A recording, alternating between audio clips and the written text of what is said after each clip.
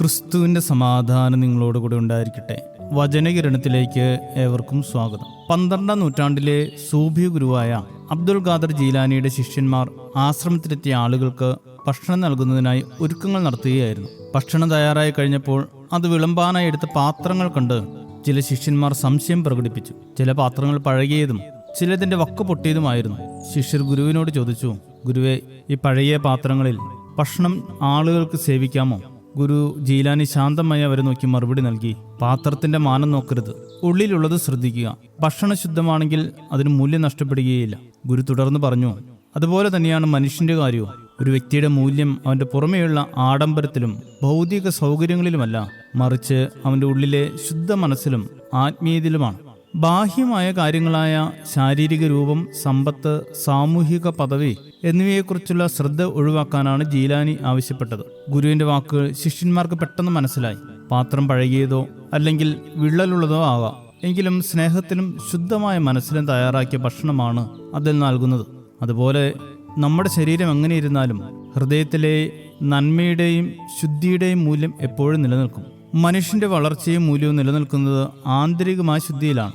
ആത്മാർത്ഥത, ദൈവത്തിലുള്ള ആശ്രയം, ഹൃദയ ശുദ്ധീകരണം എന്നിവയിലൂടെയാണ് ഈ ആന്തരിക സമ്പത്ത് നേടേണ്ടത്. പുറമേയുള്ള ധനവും പ്രതാപവും എല്ലാം നശ്വരമാണ്, എന്നാൽ ആത്മാവിന്റെ സമ്പന്നത എന്നേക്കും നിലനിൽക്കും. ഒരു വ്യക്തിയുടെ യഥാർത്ഥ മൂല്യം അവന്റെ ആന്തരിക ശുദ്ധിയിലും ആത്മീയ വളർച്ചയിലുമാണ് കുടികൊള്ളുന്നത്. സ്നേഹം, ക്ഷമ, ദയ, ശ്രദ്ധ എന്നിവയാൽ മനസ്സിനെ ശുദ്ധമാക്കുമ്പോൾ നമ്മുടെ ഹൃദയം ദൈവിക പ്രകാശനത്തിനുള്ള പാത്രമായി മാറുന്നു.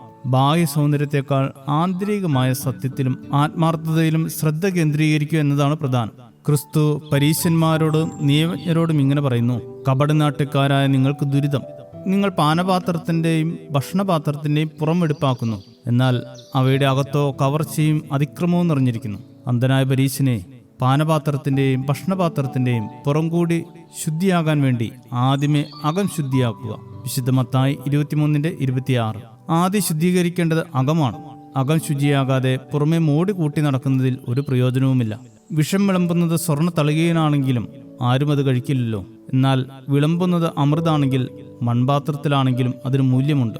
പുറമെയുള്ള ജീവിതം സ്വർണ്ണത്തളിക പോലെ തിളങ്ങുമ്പോഴും ഉള്ളിൽ വിഷമാണെങ്കിൽ അത് നാശത്തിലേ അവസാനിക്കുകയുള്ളൂ. പുറമെയുള്ള വസ്ത്രധാരണമോ ആകാര ഭംഗിയോ നല്ലതല്ലെങ്കിലും ഉള്ളിൽ സ്നേഹവും കരുണയും ഉണ്ടെങ്കിൽ അവിടെ നിന്ന് ജീവന്റെ ശാഖകൾ പുറപ്പെടും.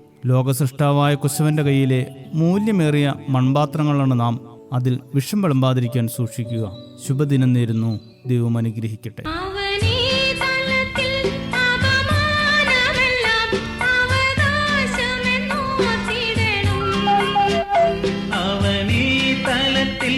അപമാനമെല്ലാം അവകാശമെന്നോർത്തിടണം. അവനായി കഷ്ടത കേൾക്കുകിൽ തേജസിൽ അനന്തയുഗം വാണിടുന്ന.